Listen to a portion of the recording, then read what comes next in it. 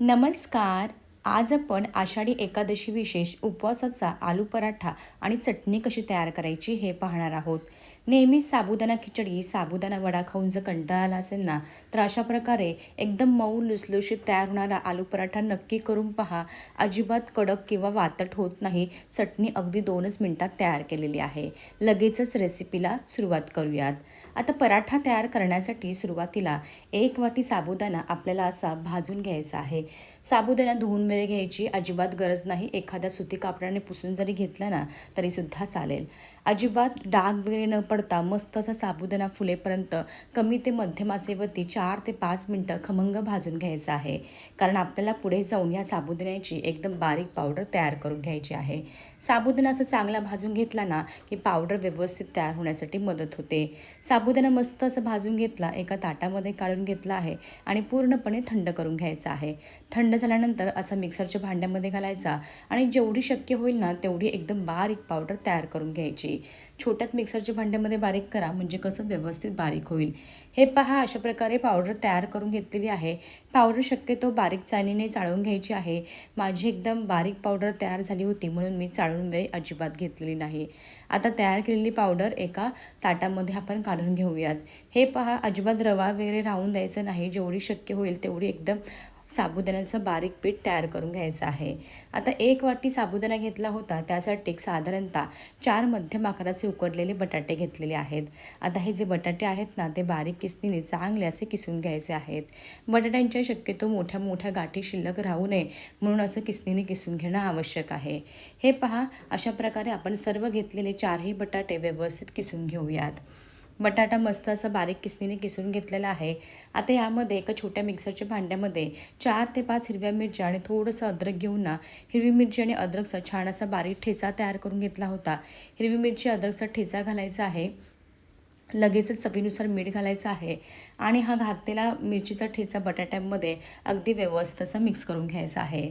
मिरचीचं प्रमाण तुम्ही तुमच्या आवडीनुसार कमी जास्त करू शकता. परफेक्ट.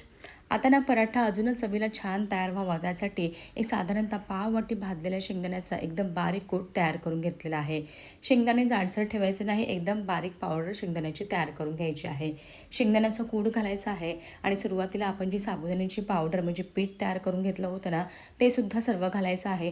थोडंसं पीठ ठेवायचं आहे जेणेकरून आपण पराठा लाटताना थोडंसं पीठ लावून लाटणार आहोत. 1 चमचा दही घातलेला आहे. दही घालणं ऑप्शनल आहे. जर तुमच्याकडे असेल तर घाला, नाही घातलं तरीसुद्धा चालेल. दही नसेल ना तर थोडंसं अर्धा लिंबाचा रस पिळून घेतला ना तरीसुद्धा चालू शकतं. आता व्यवस्थित असं पीठ जे आहे पराठ्यासाठी लागणारं ते मळून घ्यायचं आहे. शक्यतो एकदम घट्ट न मळता हलकंसं आपल्याला मध्यम मळायचं आहे. म्हणजे एकदम घट्ट नाही, एकदम पातळ नाही, मध्यम असं, जेणेकरून आपल्याला पराठा अगदी व्यवस्थित लाटता येईल. हे पहा, अशा प्रकारे मस्त असं पराठा लाटून पराठ्याचं पीठ जे आहे ना ते मळून घेतलेलं आहे. वरतून पाणी वगैरे घालायची अजिबात आवश्यकता नाही, कारण उकडलेल्या बटाट्यामध्ये आधीच भरपूर सारं मॉइश्चर असतं. वरतून 1 चमचा तूप घालायचं आहे. पुन्हा एकदा चांगलं मळून घ्या म्हणजे कसं पराठा लाटायला सोपं जाईल. हे पहा, अशा प्रकारे पराठ्यासाठी लागणारं पीठ मळून घेतलेलं आहे. लगेचच पराठा बनवायला सुरुवात करूयात. हे पराठे ना चवीला खूप छान लागतात. आता यामध्ये आपण साबुदाणा पावडर घालून हे मळलेलं आहे. साबुदाणा भिजत वगैरे घातला नव्हता म्हणून हे जे मळून घेतलेले पीठ जे आहे ना ते आपल्याला साधारणतः एक 15 ते 20 मिनिटासाठी तरी साईडला ठेवून द्यायचं आहे. म्हणजे कसं आपण जी ही साबुदाणा पावडर घातलेली होती ना ती छान अशी भिजेल आणि आपले पराठे देखील खूप छान असे टम्म फुगतील. तुम्ही या ठिकाणी पिठाची थिकनेस पाहून घ्या, अगदी परफेक्ट आहे. अजिबात पाण्याचा वापर न करता पीठ मळलेलं आहे तरीसुद्धा अगदी परफेक्ट कन्सिस्टन्सीचं हे तयार झालेलं आहे. परफेक्ट. आता हे पीठ जे आहे ते आपण 15 ते 20 मिनिटासाठी झाकून साईडला ठेवून देऊयात म्हणजे छान असं भिजेल. पीठ भिजते तोपर्यंत आपण चटणी तयार करून घेऊयात. त्यासाठी अर्धी वाटी सुक्या खोबऱ्याचे पातळ पातळसे बारीक काप केलेले आहेत. 2 मोठे चमचे भाजलेले शेंगदाणे, मुठभर कोथिंबीर, 2-3 हिरव्या मिरच्या आणि अर्ध लिंबू कापून घेतलेला आहे. आता हे घेतलेले सर्व साहित्य मिक्सरच्या भांड्यामध्ये घालायचं आहे. लिंबाचा रस पिळून घालायचा आहे. तुम्ही ह्या ठिकाणी लिंबू न वापरता 1 चमचा दहीसुद्धा वापरू शकता. आता 1 मोठा चमचा साखर घालायची आहे. चवीनुसार मीठ घालायचं आहे. लागेल तसं अगदी थोडं थोडं पाणी घालून मस्त अशी चटणी बारीक वाटून घ्यायची आहे. तुम्हाला चटणीची थिकनेस कशी आवडते त्यानुसार तुम्ही कन्सिस्टन्सी ठेवू शकता.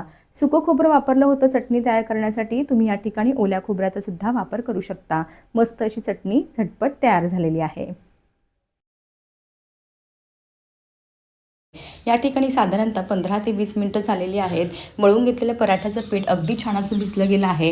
हे पीठ भिजल्यामुळे ना थोडंसं सैलसर होतं, पण आपल्याला ना अगदी ह्याच पद्धतीचं पीठ हवं आहे. जास्तीचं घट्ट पीठ जर असेल ना तर व्यवस्थित पराठे लाटता येत नाही. अगदी छान असं हे पीठ भिजवल्यानंतर तयार झालेलं आहे. आता ह्याचा पिठाचा गोळा तयार करून घ्यायचा आहे. तुम्हाला पराठा किती मोठा छोटा आवडत असेल ना त्यानुसार तुम्ही हे पिठाचा गोळा घ्यायचा आहे. आता साबुदाण्याची पावडर लावायची आहे आणि छान असा पराठा लाटून घ्यायचा आहे. आता हा पराठा लाटताना ना अगदीच पातळ न लाटता थोडासा जाडसर ठेवायचा आहे, पण जास्तीचा सुद्धा जाड ठेवू नका. हे पराठे ना अगदी झटपट लाटले जातात. अजिबात जास्तीचं ह्याला जोर वगैरे द्यावं लागत नाही आणि ना अगदी पटकन होतात. खायला सुद्धा खूप चविष्ट लागतात. हे पहा, अशा प्रकारे मी गोलाकार पराठा लाटून घेतलेला आहे. कडेकडेनी ना ह्याला थोड्याशा तडा जातं, म्हणून काय करायचं, एखादं तुमच्याकडे थाळी वेगळी असेल ना टोकदार, त्या थाळीने याला कट करून घ्यायचं आहे. म्हणजे कसं पराठासुद्धा तयार होईल, आकारसुद्धा मस्त असा गोल येईल. आता थाळी काढून घेऊयात. कडेचा भाग काढून घ्यायचा आहे. तुम्ही या ठिकाणी आता पाहू शकता मस्त असा आपला गोलाकार पराठा तयार झालेला आहे. मध्यम आकाराच्या थाळीने करायचं, म्हणजे कसं छान अशी आपली चपातीसारखा आकार येतो आणि तेवढी साईजसुद्धा होते. तुम्ही या ठिकाणी तुम्हाला मी दाखवते, जास्तीचा सुद्धा मी जाड ठेवला नाही, जास्तीचा सुद्धा पातळ ठेवलेला नाही, मध्यम असा तयार करून घेतलेला आहे. परफेक्ट. आता हा तयार केलेला जो पराठा आहे ना मी एका प्लेटमध्ये ठेवते. 2-3 पराठे तयार करून घेते, त्यानंतर मी हे भाजणार आहे. तुम्हाला लगेच भाजायचे असतील ना तर भाजू शकता. दुसरा पराठा बघा, हा देखील मस्त असा गोलाकार तयार झालेला आहे. प्लेटमध्ये ठेवून देते.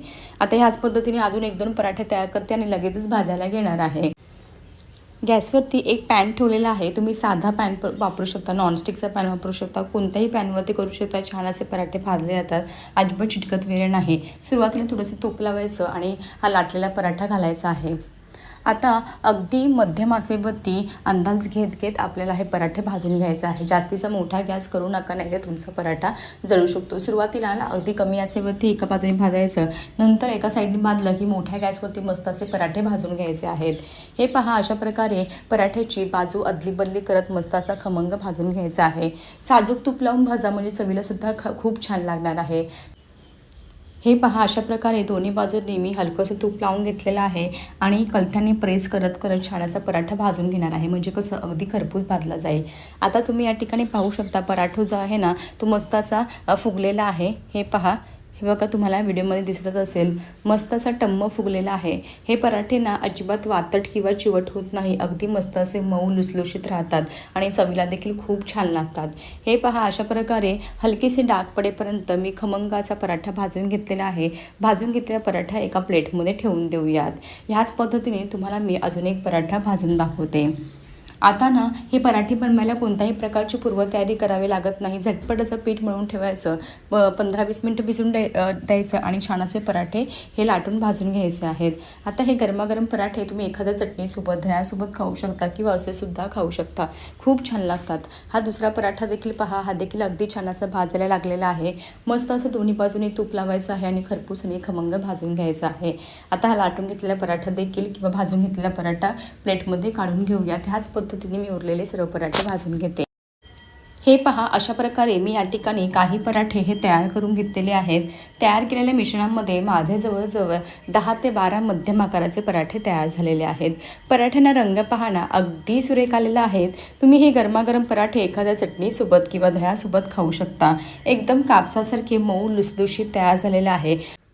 रेसिपी आवडली असेल तर जरूर करून पहा. असंच भेटूया एका नवीन आणि सोप्या रेसिपीसोबत. तोपर्यंत मस्त खा आणि हेल्दी राहा.